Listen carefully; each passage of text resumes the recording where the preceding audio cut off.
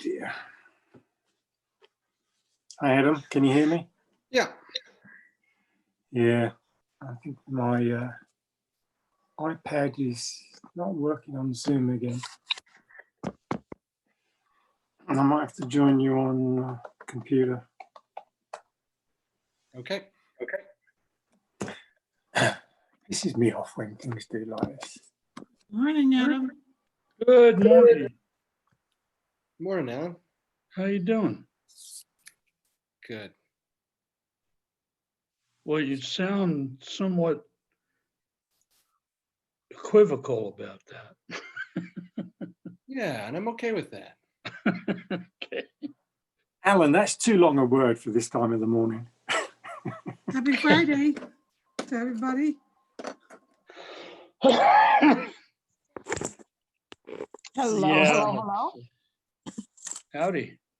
Hey, So, Phil, why are you hiding? Because my damned iPad, again, doesn't want to show the video, so I'm trying to log in through the computer. I didn't think it was shyness. So. No, definitely not. Not with me. Yeah, I think you would be accused of being shy about the same time I would. Yeah. Which is kind of ironic because earlier in my life I was shy. So somehow I got over it. Yeah. Damn. If you have Zoom installed, launch me. Oh, come on, people, seriously.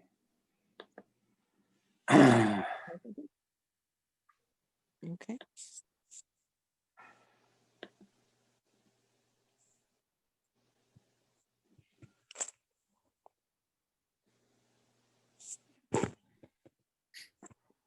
Oh dear, oh dear.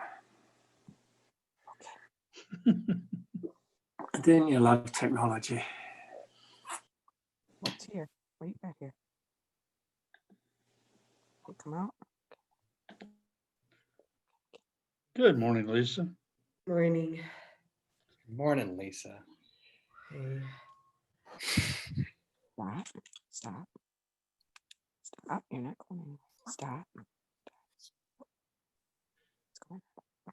Morning, Janet. Good morning, Adam.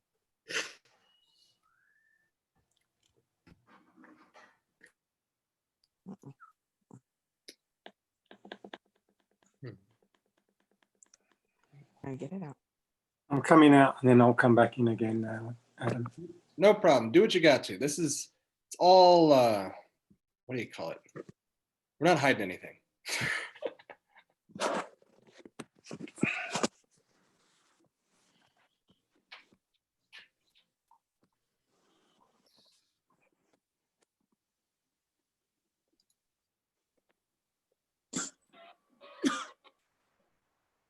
How's the baby, Adam?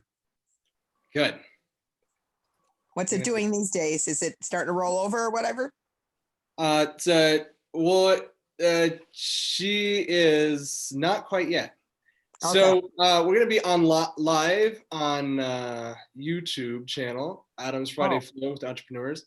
I took the YouTube thing or the Facebook thing off because I haven't been doing it, and I don't have plans to get into that anytime soon. Anyway, this is our plan. We're gonna do the intro, do your greetings. We're gonna have open discussion, and then we have the actions asked. So any particular action you encourage people to do or you would like to ask to help your business, that would be great.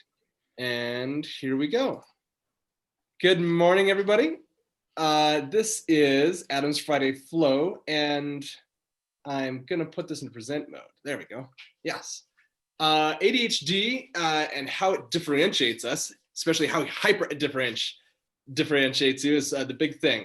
And why is this important is because we identify with weaknesses. That's one of the ways that like almost everything, if you are able to outline your limits, then you're going to be able to do that thing better. And it creates a supercharge in that area. That's kind of like big focus today. There's a lot of focus on the negative sides of disabilities. And I think that there's actually quite a bit of power in disabilities. So that's what I want the major focus to be on today. Your publishable intro is what you're going to put on the chat in a moment here. And then you're going to introduce yourself. So if you paste in chat and you put your business website or something, I can pull it up while you're chit-chatting. And I won't ask Lisa about her website right now. So there's your intro, your company's name, your dreams, or if you don't have a company, dreams of your company you're going to make, and then a brief story about what you do or make, and then your ideal client or your target market. And I'm going to stop sharing that, and we're going to actually do it. So my name is Adam, but what I want to do, and I didn't do this earlier, is post my stuff on here in the chat, because maybe that'll get other people to be, I'm doing that ahead of time, it'll remind other people to do it. I didn't have my notes open.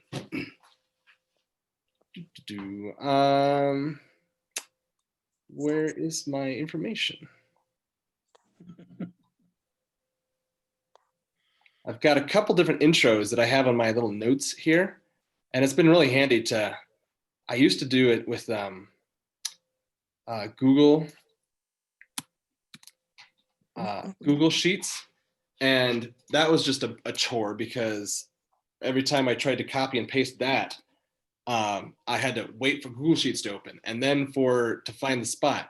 Whereas if I've got it on my, I'm using a Mac, so I'm using Notes, it's a lot quicker to just sort of bring it up. Okay. Okay, anyway, so I'm Adam Sparks Brechtel, and for some reason I've got Janet as like the major image here, and I'm not sure why. There we go. All right, gallery view. I put it, they've changed some things around. This is sort of funny how this is all set up on here. Yeah, so one of the things I brought people with is working on their flow. So part of that is letting go of things that aren't that important. Like, you know, one of the things that I started this visit for is for the ability to just kind of like do something up. It was pretty easy and not a lot of work. So there's lots of bits and pieces that I've been like doing. And Miriam gives me a hard time because she's the simplicity coach, right? So she gives me a hard time because I've made things so complex. And I like some complexity. But part of it is I just like playing around with stuff and like finding out new things. And that's one of the reasons I like the ability to like help other people with their companies. And this is my little website. So it's nothing right now. It's a free website that if you can also get if you have a company and you just sign up for Google business, then you can have this, you know, this basically this or any other version like it. You can change the font and a little bit of the style, and that's it. So this beginning is like kind of funny. I put the scroll down for more info because when people come here, they think this is it. Like that's all. But then when they come down, they'll see these little events that I had going on.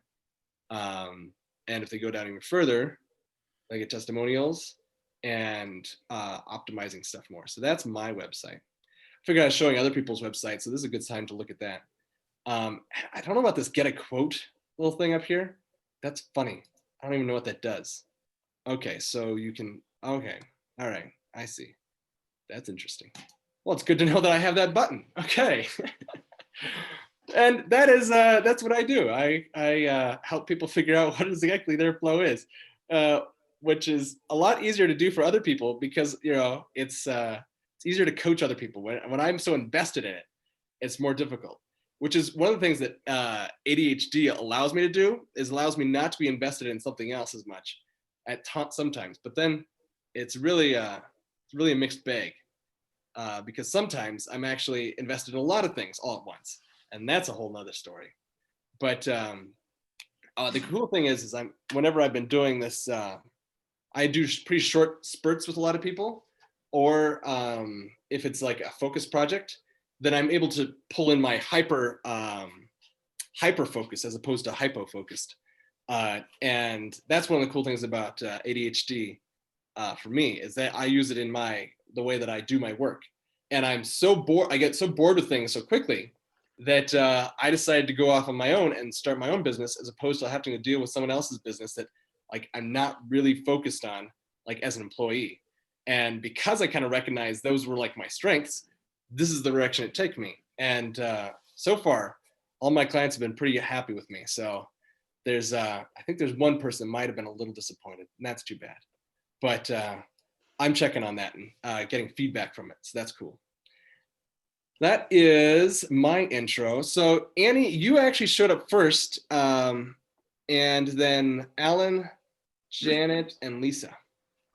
So Annie, you're up. Okay, hi, I'm Annie Irizarry, Core Community Housing. I'm a sustainable community real estate developer, and I am also a project manager, PMP certified, and Scrum Master, CSM certified. So I lead a double-edged life, if you will. My previous life is project management and Scrum Master, but I am an entrepreneur. So I own Core Community Housing in a sustainable community real estate developer. And right, that's my story, and I'm kind of sticking to it. So that's it. So I do a couple different things in social entrepreneurship. I think that's kind of the short end of the long story. So I'll just keep it short and brief, and I'll move it on. Cool. Annie, you don't have a website, huh? Yes, I do. www.corecommunityhousing.com. You got to put it in the chat so I can actually pull it up. Right. Yeah, there is a website, and I am on LinkedIn as well as Annie Irizarry. So you can look me up on LinkedIn. Okay. Thank you. Alan. I'm Alan Ramos, and I'm a retired entrepreneur. I'm a retired attorney. I'm a retired actor. I'm a retired association executive and a retired theatrical producer. So I've had 6 careers, and I'm retired from all of them. So I used to have a website, but I don't want to pay money to have a website when I'm not looking to attract any business. So right. I kind of, I think I mentioned this, I'm a freelance pro bono muse. And occasionally friends come to me for some advice. There's a gentleman on this call right now. I'm reviewing his book, and happily doing so. That's great. So that's me. Building the entrepreneurial community. And Janet. new career as a proofreader.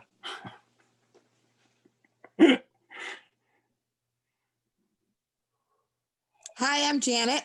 I'm from Michigan. I'm retired.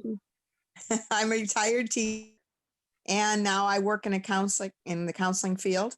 I work at 2 agencies, and I just my favorite person is anybody that shows up. Oh. Well, that's good they're showing up though, especially if they're like me. You know, it's a good task to try and just build that showing up task. I haven't had any problems with clients yet, like as far as showing up for that, but showing up to other appointments and things when I was in high school was very difficult. La vida. Lisa. Yeah, I also had trouble showing up for things in high school, but not because I have ADHD. Really? I didn't care. I didn't have that problem. At all. I actually dropped out of high school. I cared so little about it. Make it. Huh? Way to make it afterwards. There's like a good story in there, I'm sure. I'm looking forward to that. No, I mean, high school just wasn't doing it for me. I was bored, so I went to college. I was less bored. What? You just like went to college and how'd that work? You get a GED, you take the SAT. Well, I had already taken the SATs.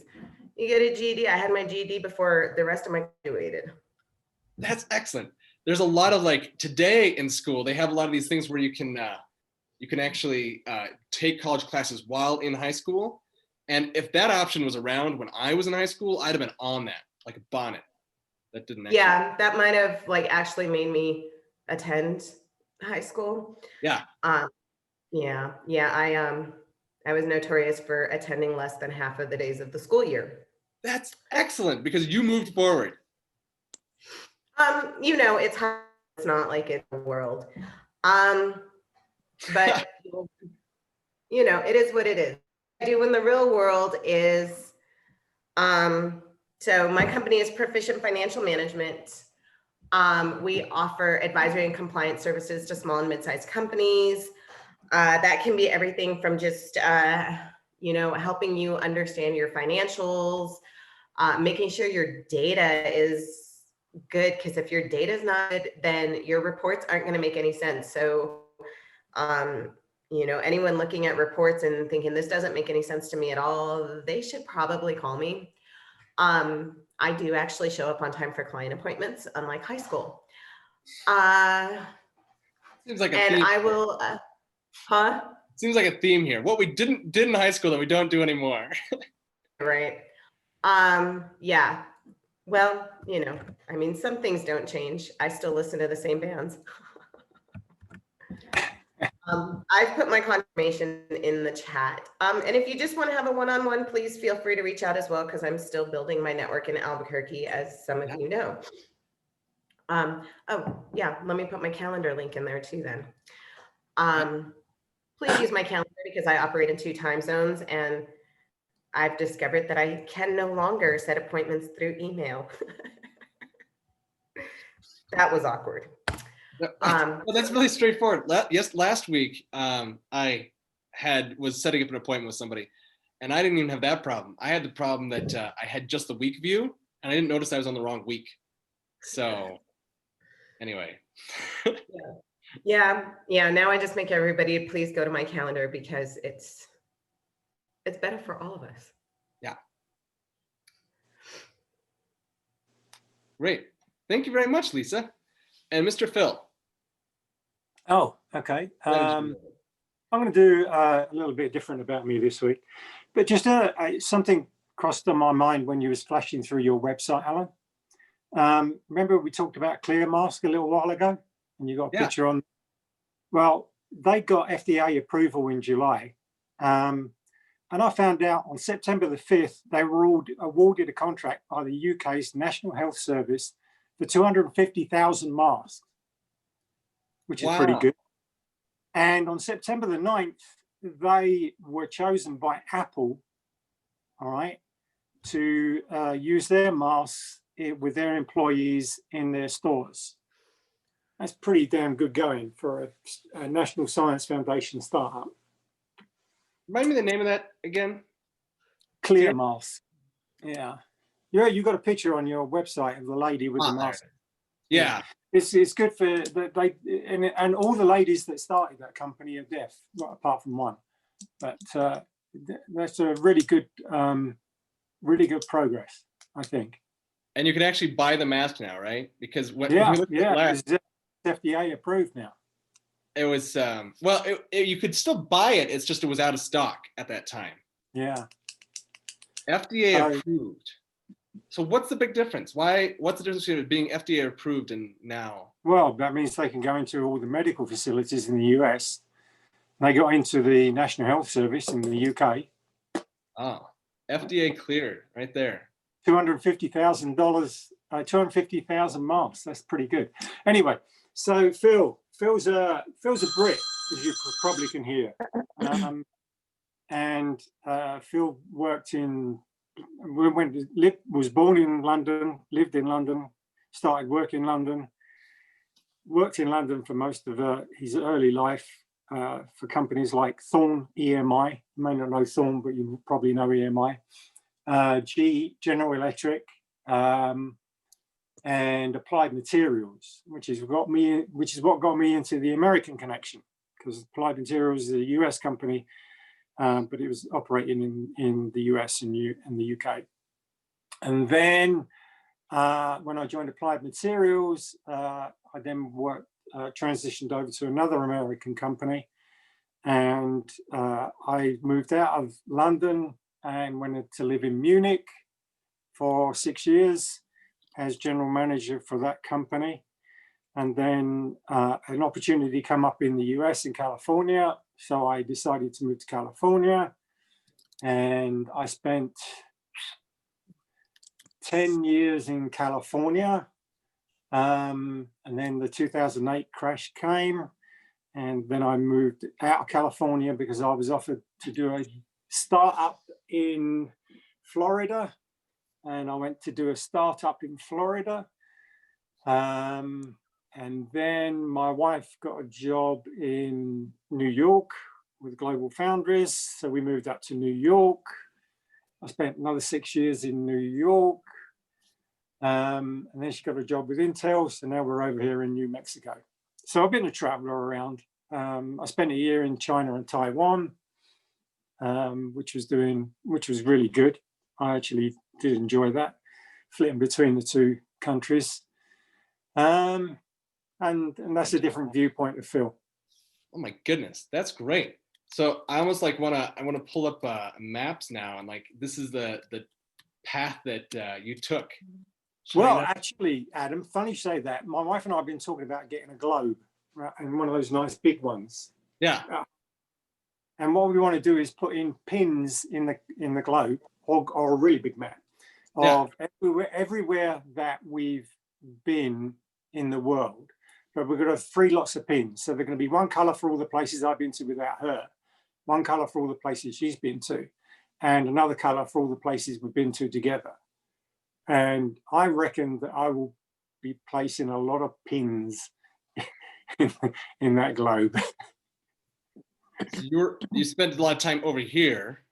Yeah. But you started out over here. Yeah. That's great. Yeah. See, it's centered on you. Oh, so it's started out here, spent a lot of time here. So that's less, well, one of the things about being, when you're in Europe, getting around Europe is really easy and really quick and really cheap. So I've been to the UK, I've been to France, Spain, Portugal, Italy. I've been all over. I haven't been to Belarus or Ukraine. I've been to Russia, Turkey. I've been to Egypt, Libya, Morocco, and it's kind of easy to get around over there. So when I go over to the US, things are a bit far. Yeah. But one of the things that you can't do very cheaply in the Europe is go to South America. So we did South America. So I've done all of Central America, and I've done Peru. I've done French Guiana. I've done I've got there Ecuador. I've been there twice. I went there this last Christmas. My wife would be jealous. Yeah, I'm happy for you. I don't care, but my wife. Been to Belize, and when you're in the US, that's a good place to go to because you've got really cool countries down there. Yeah. So, and obviously to the Caribbean. I've done a lot of the Caribbean islands as well. Cool. Oh. Hi there. What's the name? The puppy's name? Lily. She's blind and diabetic, and I'm going to take her out. That's great. So I was hoping she'd sleep, but she woke up. Sorry, Adam. That's all right. Cool. Well, thank you. And did I get everybody? No. What am I missing? I think that's it. Maybe. So I think you were the last because Annie went, Alan, you went, Shannon went away, and Lisa. Okay, just making sure I got everybody. Yeah, so this topic about ADHD is funny because, when I bring it up, and I was really hoping Ben would come on because Ben actually answered the question on meetups with the, text. So you guys might have thought about it in your head, but he actually typed something out. He had some cool responses. But a lot of people, when we talk about disabilities, they focus on the problems, which, you know, is reasonable because, you know, that's why we call them disabilities, right? Because for neurotypical people, they see it as like some reason of why you got a problem. And for us who like have these, you know, anomalies, as you might say, we often can feel down about it too, like anybody, right? We tend to like focus on negative stuff because survival wise, this is one of the things people say, survival wise, it's been helpful. And the reason is because then we're able to, you know, protect ourselves about those things. So mitigate the risk in that area and then focus on the things we are strong at.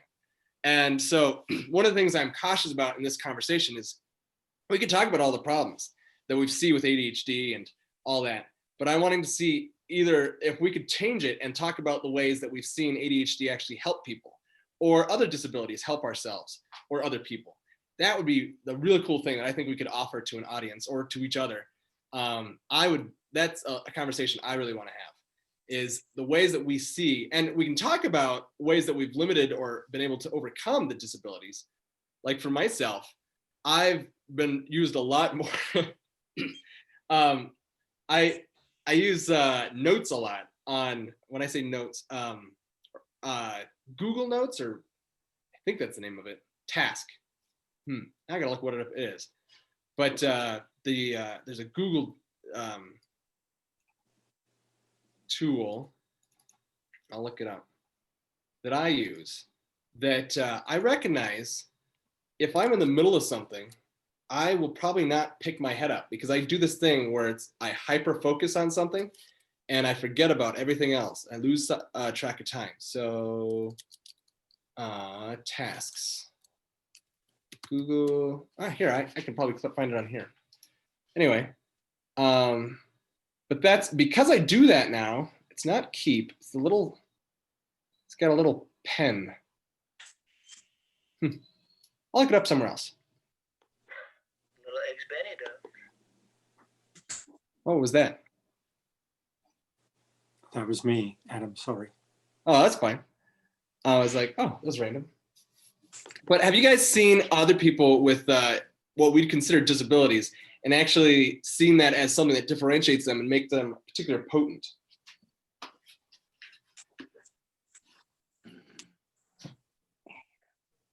See, this is the type of conversation I want to encourage because it's hard for us to jump to that spot. You want to pick up? I have to say, Adam, I don't think, I probably have met ADD. Sorry, I don't even know the title. Do you want me to talk a little bit about it? So the ADD and ADHD have sometimes been considered the same thing, but a lot of people have ADD and they're not hyperactive, so they're not ADHD. And then some people think actually ADD is a subset of ADHD. And there's all sorts of academic conversation about it. But the point is, you got some difficulties acting like everybody else, like the other 80% of the world. Yeah, so I probably have encountered people like that. But I have to say that they haven't impacted me or my approach negatively or positively. I think they're just other people. So I when you posed your question, it was difficult for me I thought about it for a bit because I thought I should do a reply, but I didn't know what to put because it's not. I probably, you know, I have to think about it. I probably have met people, but I don't. Yeah. It doesn't affect me either way. They are what they are, who they are. That's a good point too. It's called task. I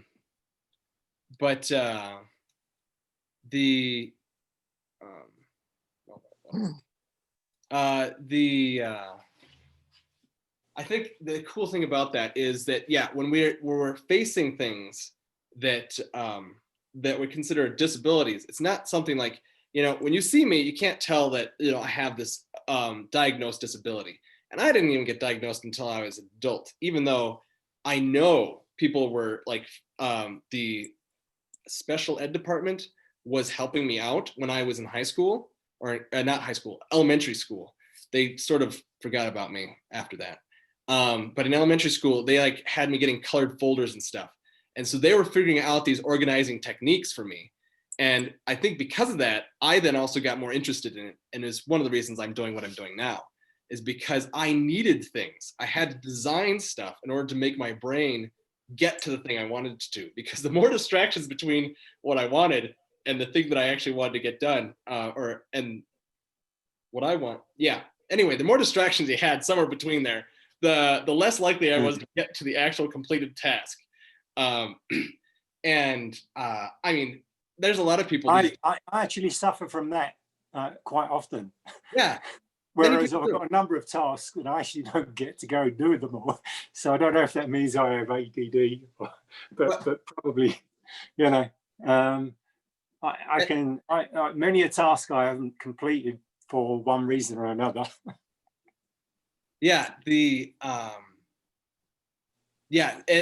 there's a lot of people that show symptoms of ADD at times, but that's everybody, right?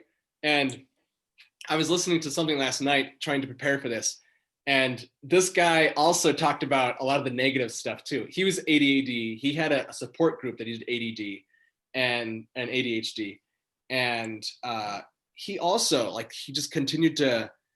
And it was good. I mean, what he was talking about was important, but his big thing was like things that, and it was for other organizers. So it was like a training for my job. And he was saying things that, you know, as an organizer, I shouldn't say, or what other people, when you're working with people with ADD, shouldn't say or whatever, because it would discourage someone with ADD and ADHD. And the truth is, you can't always handle that stuff. There's some things out of your control, and you'll say what you say. And me as a person with ADHD needs to figure out how to handle that or whatever. But also, a lot of what he was talking about is that that we tend not to want to put that out there, because a lot of what people say is like, why can't you just, right? And another thing they say is like, when you do finally get identified, and this ties to what you're saying, Phil, is people with ADHD who are actually struggling with it. They don't want to hear the thing that says, well, most people struggle with that at times. Like, that's not terribly helpful to them, apparently. I don't know. I think it's great, personally. I do ADHD, and I think that, yeah, one of the reasons that I'm able to relate, and this is another advantage of the ADHD, I'm able to relate with other people that are having struggles with stuff, is because it's something I deal with every day, as opposed to some people, they might have just lost someone they care about, and so their attention is like brought down because of emotional problems, or that there's just a whole bunch of stuff coming into their world suddenly, like a big shift in their job, and it's just a lot more than they're accustomed to dealing with. Whereas someone with ADHD, we can often like relate to that, because that's what we deal with every day. Like, everything is always new every day. And so another thing I should say is, when I talk about myself or any other ADD people I know, or ADHD people, is there's a common phrase that when you've met one person with ADHD, you've met one person with ADHD, because everybody apparently has different angles on it, and they have different takes, and no one's the same. So I'm, even within the group of ADHD diagnosed people, I have my own particular niche, as you might say, of this disability. So disability. Could I ask? So I kind of have the opposite of ADHD. I call it LAZY. And one of the things I'm most proud of is I think I've accomplished a bit in my life. I think I've accomplished a lot more than most truly lazy people have. And so, you know, over the years, I think I talked about this last week, about developing that kind of Nike attitude of just do it. For instance, I'm not a prolific writer. And I used to have to wait to be inspired to write. And then when I became an attorney, I didn't have that luxury because I had to write briefs, and they were due in a specific time frame. But one of the cool things about it was that my briefs were brief, and I got word back from that judges appreciated the fact that I got to the point, I stated the point, and then ended. But as you mentioned, so you have this challenge, but you turn that challenge into a positive. Yeah. Because what else do you do with challenges? yeah, I mean, attorneys have a tendency to write way too much and obscure their point, and which causes judges to get to page 5 and stop reading. So I ended up turning lazy into my advantage. Yeah. There's good things than lazy. It's also about being nature in general is lazy. And so that's how things get done, is if you try and find the easiest way. And unfortunately, a lot of ADHD people get labeled as lazy because their brain just doesn't function to work like everyone else's. So they think that's what's going on. Annie, you had some questions you wanted to pull out. Yes, I have some questions. Historically speaking, and I'm looking for data, right? A trending data that might give me, that might educate me, right? Because I don't have ADD and I don't have ADHD, so I don't know. So I'm trying to be educated in a sense for myself, right? Because for me as a project manager and doing team management, or understanding my team, if you will. When did, historically speaking, when did ADD historically when did this surface? Number one, that's my first question. And what data do we have? In other words, when I say data, from a personality perspective, where is the data showing us?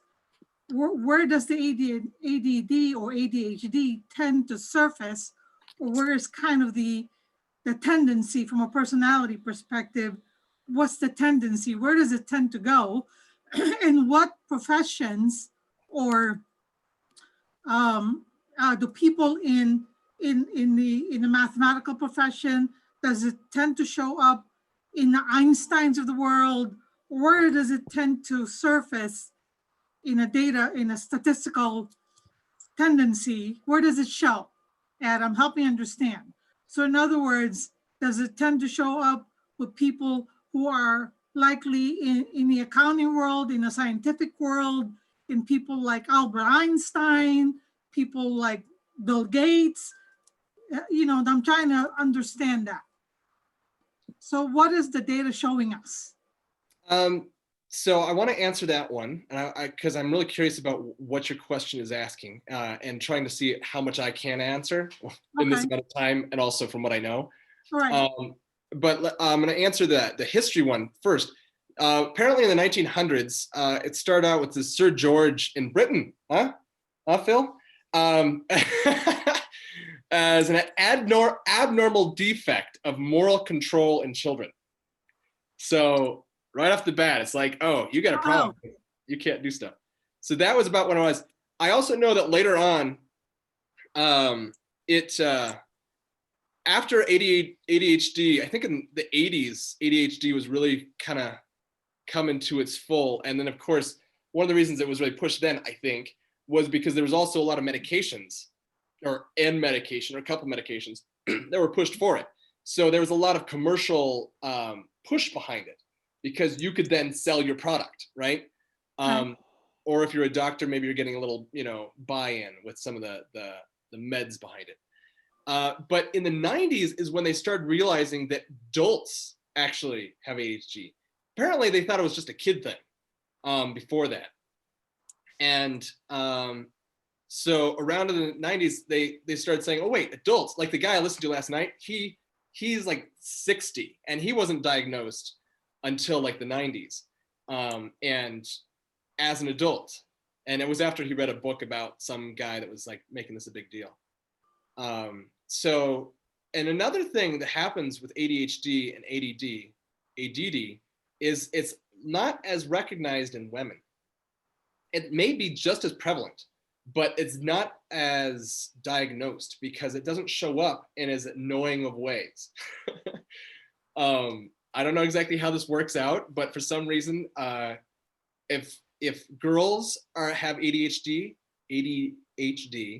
they often aren't actually diagnosed with it as often, especially as kids, because their behavior comes out in different ways, and ways that aren't as disruptive to your traditional classroom.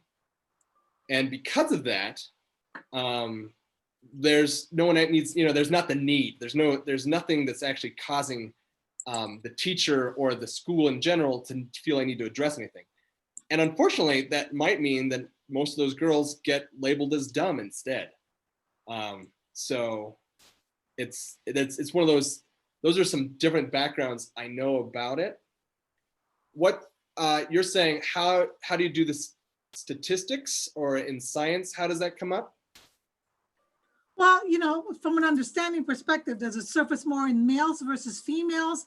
Is it hereditary? Is it, does it happen? Is it more influential? I mean, is it more hereditary versus, what do you call it? Is it more a byproduct of your environment versus your hereditary? No. I mean, what's been the science historically? Has it always been around? We've just never really paid attention. The fact that it surfaced maybe it's always been around since the 1900s. I'm going to stop you there because you have some good questions, but I want to answer some of them.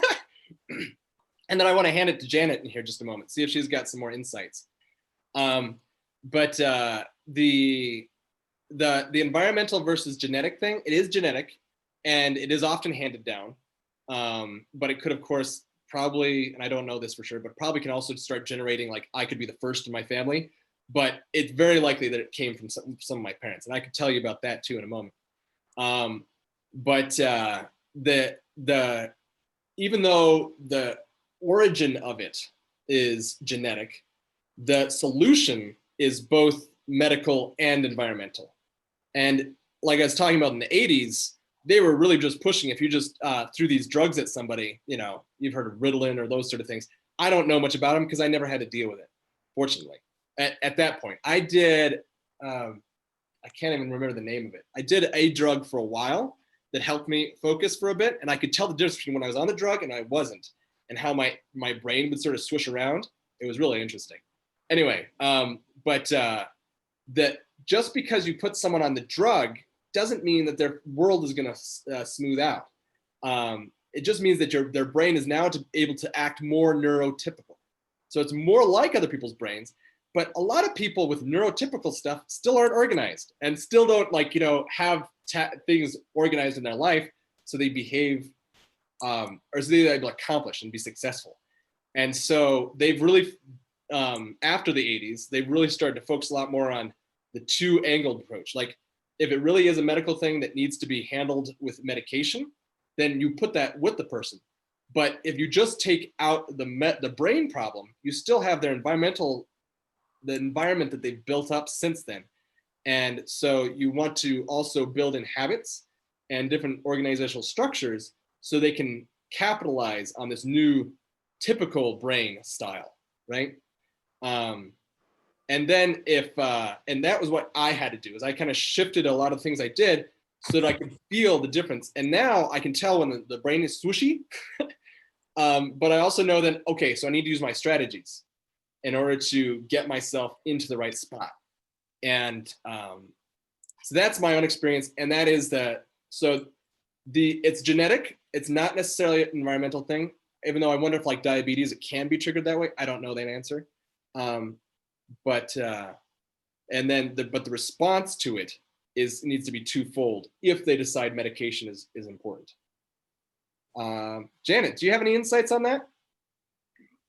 First of all, the reason that girls have ADHD, and it probably is not as prevalent in girls as it is as boys, is because girls, there's 4 types. Let's step back up. There's 4 types of ADHD. First one's the motoric overflow, which is what people see all the time, which is what are attributed to boys. Second one is impulsivity. It could be impulse decision-making, could be impulse movements. It's usually where kids get angry quick and they don't understand why. The third one is lack of focus, which is what the girls have. And that is harder to diagnose because some people might call it daydreaming. Other people might be having petit mal seizures. And that's where the medical field has to come in and make a decision because either one of those could be a factor. And the fourth one is a combination or any or all of them. Now, two theories today, and I always say today because 10 years from now it will change. The reason people have ADHD is blood flow to the brain.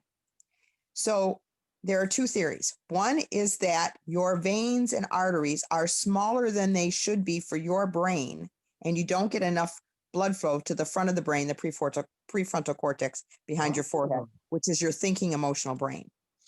Amygdala is in there too, but it's mostly the frontal lobe. The other one is that poor circulation does not allow enough blood to reach the brain.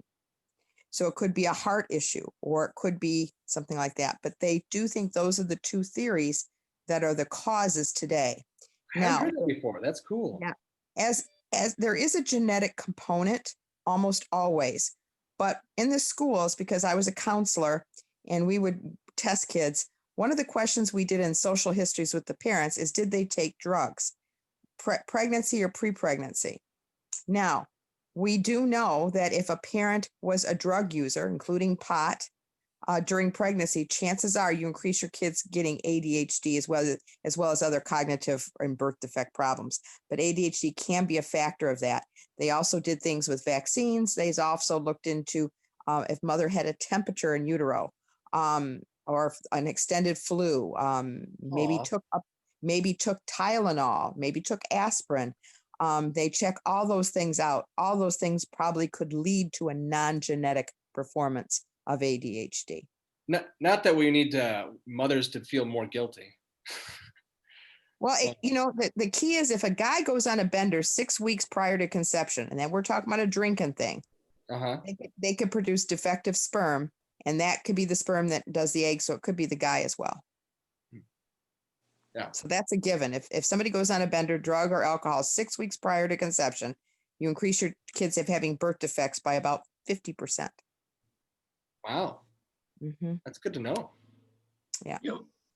One of my concerns is that ADHD and ADD is, particularly with children, can be an easy label to attach to them. Yeah. And I just remember friends of ours, they were engineers and they had really bright kids. And she got a note from her oldest daughter's teacher that her daughter had ADHD and they recommended that she consider putting her on drugs. So she took a day off of work and spent the day in the classroom and came to a clear realization that her daughter was just bored, that the class was not challenging her, and the level they were working was so beneath her intellect that she was just bored.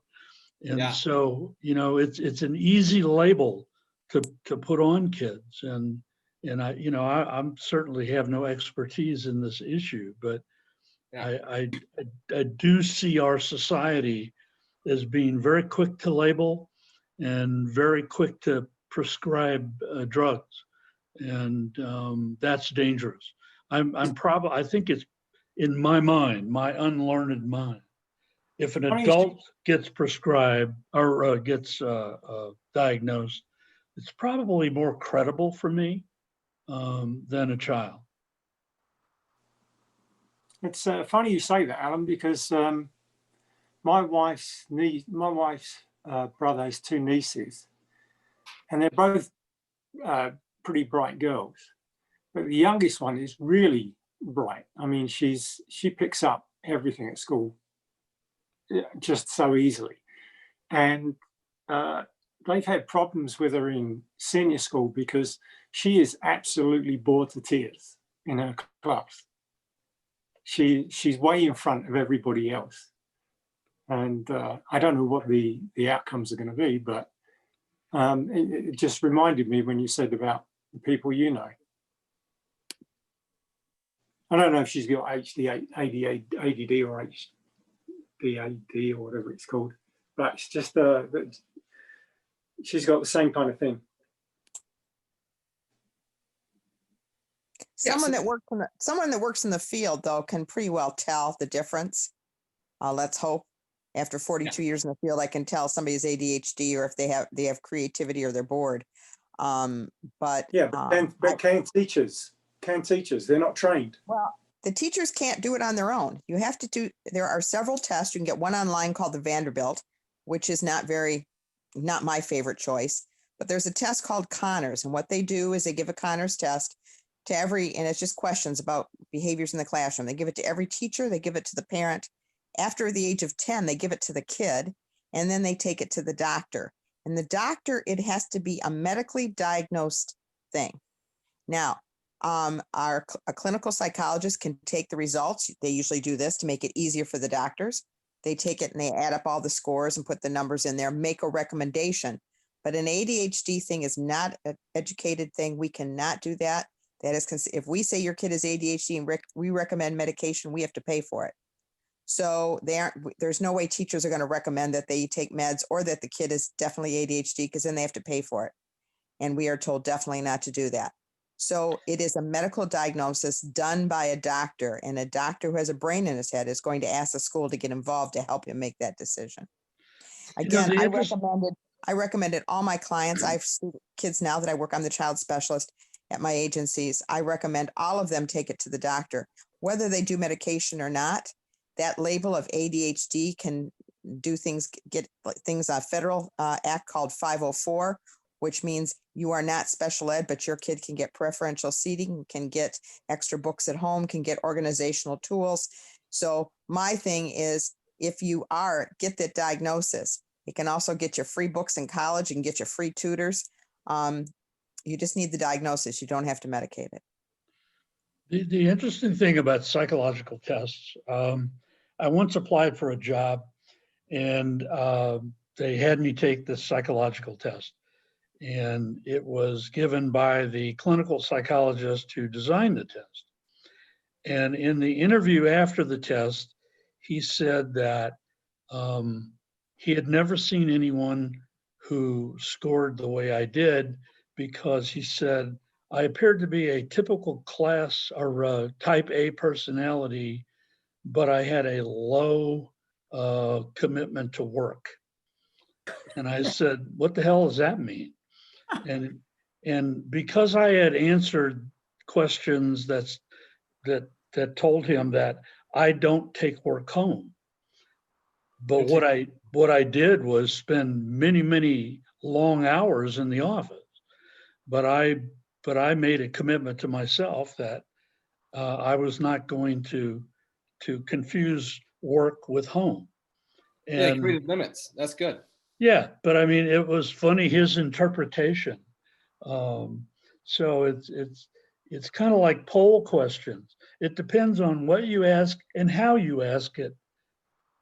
And so that will determine in somewhat what data you get back, and then how you interpret that data becomes critical. Annie, I'm interested, and this could, I think what Alan and Janet are talking, apply this, is I'm interested in, you're talking about working in teams and how you can tell on your team if there are particular things you need to do to better the team dynamic. Is that another thing you're kind of looking for? Yeah, because when you have a team, you want to kind of want to use everybody's strengths, and you want to use everybody's strengths to an advantage, right? Whether they have a disability or not. What I'm looking for is always that, okay, I have this team and I want to be able to leverage as much as I can everybody's strengths, and the team dynamics is always very important, right? Whether they have whatever their personality is, that's always very important. Whether they're ADD and ADHD, to me, it doesn't matter. It's using that to the best advantage possible for the best results. Yeah, because they're already very useful, beneficial to the group. Right. So to the best benefit of the team for the best possible outcome. That's always what I'm looking for, is the best possible outcome for the goals that we're trying to achieve, whatever that may be. So that's what I'm always looking for. Each individual has the greatest possible contribution that they can make. And that's Right. always what you're looking for in that Yeah. sense. So that's always the thing. And personality profiling is one of the techniques that I use. So whatever the profiling is, that's one of the questions I'm asking is, Yeah. where do they tend to gravitate from a personal profiling perspective or the personality? Are they extroverts, introverts? Is that where they tend to go? And if that's the case, I kind of want to understand that better so I know how to talk to them and I know how to interact with them and I can understand them better. And then this way we have a good relationship and good dynamics and we can speak to each other. I'm not speaking over them and I'm not speaking below them. Right. I want to be able to speak to them one-on-one in a much better way. That's all. I've got some thoughts on that, and then I'm going to pass it back again to, and we have to wrap up here soon. But then I'll pass it back to Janet because I think she perked her interest and she might have some insight. One of the things is a lot of people who have had ADHD have been misunderstood, unless they were. If they were understood earlier on in their life, Right. they've been misunderstood. And like another thing, especially like in anyway, so it's often has a stigma on it too.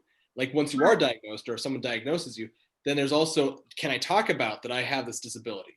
Does it mean, it's kind of like I didn't want glasses when I was a kid because I thought that they were annoying and something extra beyond what my body was already had and all that stuff.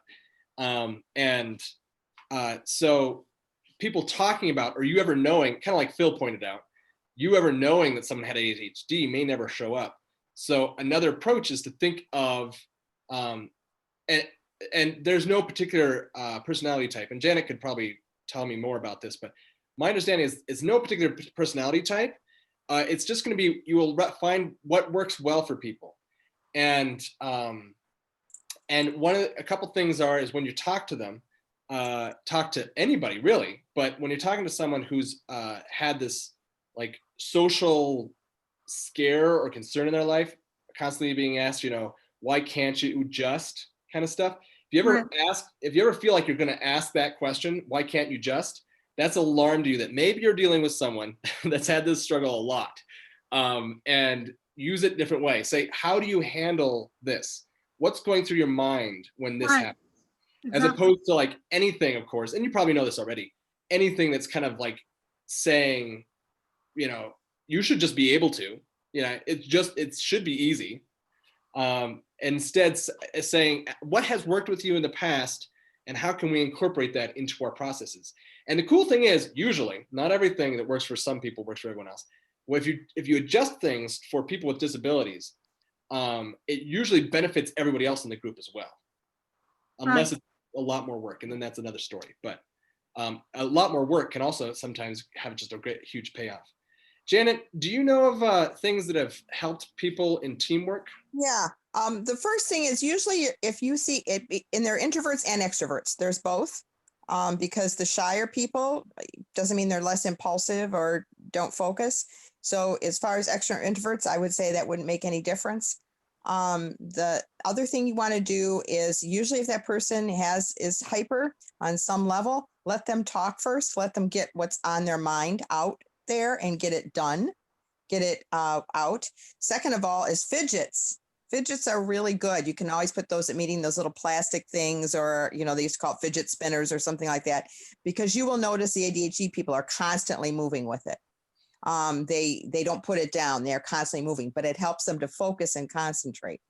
The other thing is that it's always good to encourage everyone, so no one feels picked out, is to write down during the meeting what you're thinking about. So if somebody's up there talking about a presentation or whatever, if the person's writing down what they're thinking, not only is it helping them keep their mind busy, but they won't say later, oh, I forgot to say this, or I forgot to say that, which often happens. The other thing is frequent breaks. I think breaks work, whether it's to go to the bathroom or whether it's to get a donut or whether it's just to talk to other people. A frequent break with movement usually encourages focus. Thank you. Lisa, I'm going to pick on you in a moment, just as a heads up, because I haven't heard much from you. And I wonder if you've had any clients that you kind of saw ADHD tendencies or something, and what did you offer that you think really helped with their particular business? And if you have an answer right now, you can give it. But I'm gonna shift. I'll come back to you and I'll pull up my share screen here. We're gonna be wrapping up here with our time. So we've done the intro topics. We've done attendee greeting, open discussion loosely on the topic. We've stuck to the topic pretty well this time, which is kind of cool. And then action asks. So for everyone else, think of something you think would be great for your business to ask other people that would benefit, or something else that you think would be a really good thing. I'm like to be action oriented. Lisa. So you wanted to know if I've had clients who have ADHD. What, or the things you see that worked better for people that seem to have a hard time paying attention? No, definitely have had some clients with ADHD. Sometimes it's not hard to spot when there's a pony every 2 minutes in the conversation. As in, oh, look, there's a pony. Let's talk about this pony. No, no, no, no, no.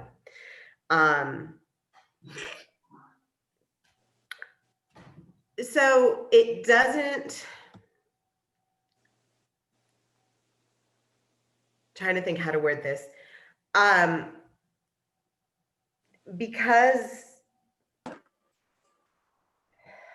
Because people are so different, regardless of whether or not they're neurotypical. I mean, yeah, it can be, sometimes it can be easy to spot people who have ADHD because, like I said, they're really obvious about it. They have an incredibly difficult time staying on topic. But,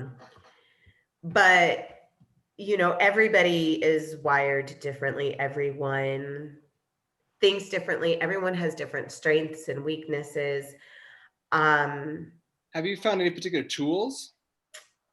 Everyone is different. So we just adapt to, we find so one of the things that we try to do, and you and I have talked about why I hate the turnkey model.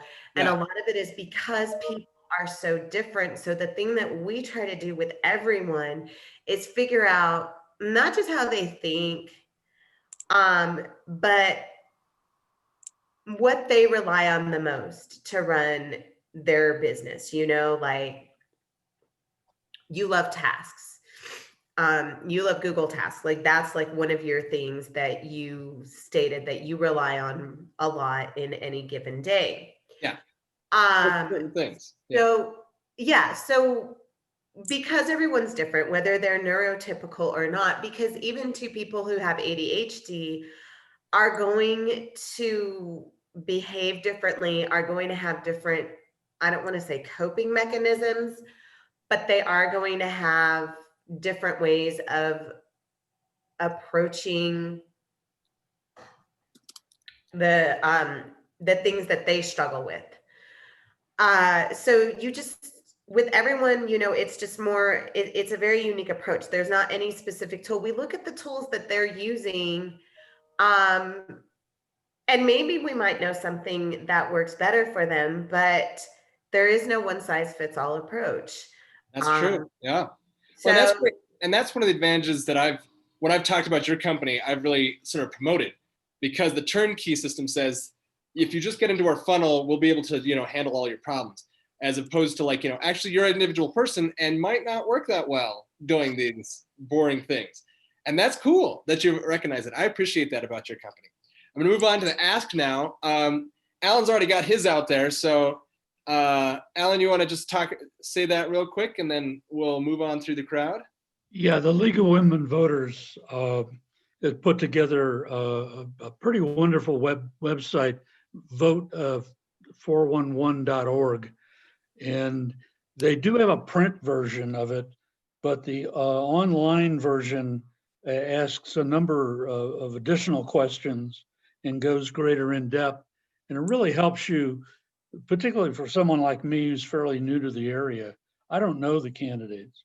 And reading their answers and being able to set up side-by-side comparison is pretty cool. And you said that last week, Alan, and I actually went on it. It is a cool website. and I actually posted a section of it on Nextdoor. Oh, Great, great. Yeah. Yeah, you just put your address in and it brings up all the candidates that you have to vote for. And I have a personal investment in it as I was on the committee that developed the questions. So, you know, a lot of thought went into formulating the questions to get the information that we thought that voters need. So. Oh, we can vote online. Good. no, this is information. You can, if you want to vote absentee ballot, though, you want to get that in New Mexico, we have to ask for it. Yeah, and those are going out on October 6th. I already got a mail, they mailed me an application for an absentee ballot. I Oh, they got it did? like last week. Cool. Yeah, they did that based on the New Mexico Supreme Court decision that they can send out applications to people. Well, that's a good topic. I'm going to move on to other asks real quick because we're going to wrap up here. But I like that we're talking about being civilly active. Yes. Anyway, Annie, do you have an ask that you have in mind? No, not at the moment. Okay. Have you finished up that future survey thing? Future survey, I'm sorry, survey for which survey are we talking about? There was one when you're on 1 Million Cups that you'd brought up before, but I was just thinking about that. I don't think I have, no. Oh, okay. All right, and Phil, do you have an ask? No, I've got a blank. Janet, do you have an I'll ask? probably when it No. closed down, I'll probably think about a zillion things I could have asked. That's right. Well, now you might be prepared next time. Lisa. So this is sort of like, I do have an ask, but I also want to do a quick PSA in that October 15th is coming very, very quickly. And if you have not filed your taxes, you should probably get in touch with your tax preparer ASAP, because as it stands right now, the October 15th filing deadline is not going to be pushed back. So don't expect that it's going to be like the April 15th deadline where they decided to move it to July this year. Right now, October is happening.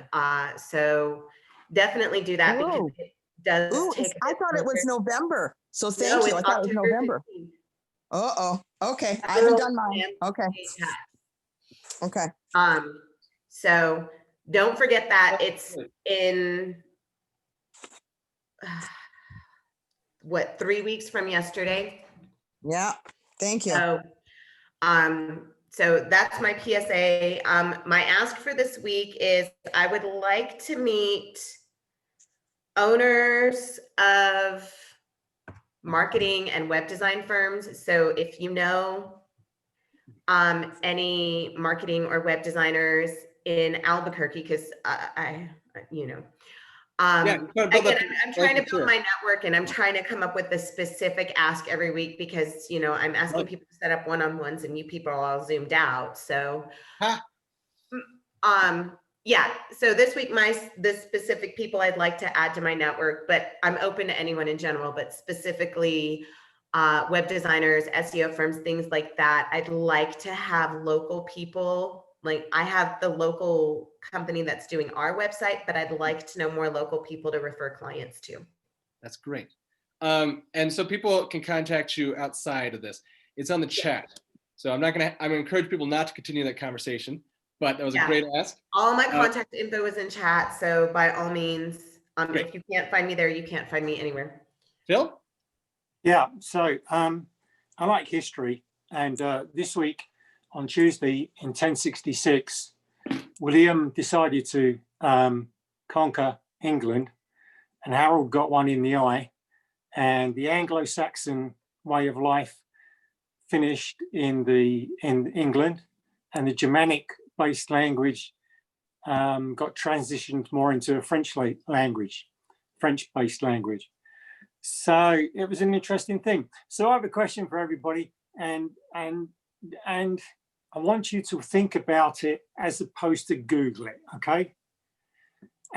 How far back in history do you think you can go where you can still understand English? And we can get the answers next week. Okay, that's fun. All right. And so I've asked everyone else, and I'll wrap this up with. Adam, hang on. Adam, I have an afterthought ask, if you don't mind. Go for it. Project management as a discipline came out with a brand new version of the body of knowledge. So my ask is, I need to figure out a way to sort of get that out there, because we came out with, as a discipline, the Project Management Institute came out with the body of knowledge 7.0. So it's in beta version right now, but they're coming out with a release by March. So my ask is, I need to ask to get it out there at some point. So the ask is, I need to get it out there somehow, right? That's a pretty big ask. So how do you get that out there? Right, I need to get it out there to entrepreneurs, right? So I think I may have to figure out a way to get it out to 1 million cups and get it out as a business roadmap, the PMBOK version 7.0 updates, right? The 7th edition. It's a major change, and it's a very, very good change. I got wind of it. And it's a very, very good change. It really is. Oh, cool. Yeah, right? We can talk about that possibly at one of our future meetings. Yeah, cool. I think we need to talk about it at 1 million cups, and I need to come up with a presentation for it, for entrepreneurs. So right? We've got, we did that. We've done our asks, well, pretty much. And then I get to dominate the last of this conversation. I hope to reach out to attendees. I'm going to send you an email or something asking, I've realized that I should be getting feedback. That would be really helpful. Is what worked well for you during the meeting? How might you challenge me? And how was I able to challenge you? And next week is going to be creativity thrives with limits, which is one of the reasons I think me recognizing I have ADHD has really helped me. And so there's good things we can do. And I hope to see people in the future and have a great week and keep the sparks flowing. Thank you, Alan. So much. Thank you, Alan. Thank you, everybody. Phil, Adam, bye-bye. Bye. Bye. Bye.